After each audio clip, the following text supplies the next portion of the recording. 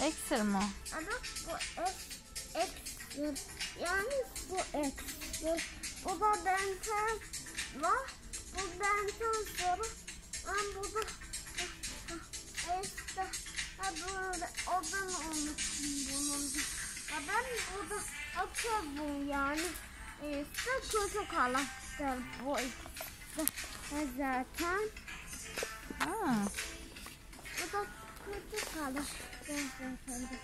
Bu da aslında var zaten. Ama yine de bunu alacağız. Onu mu beğendin? Bunu beğendim. Tamam. Hadi. Bak burada da kameramanlık yapıyor. Ama bizde var ondan. Sen kırdın onu. Hadi ben sormadım ya. Hadi olsun öyle.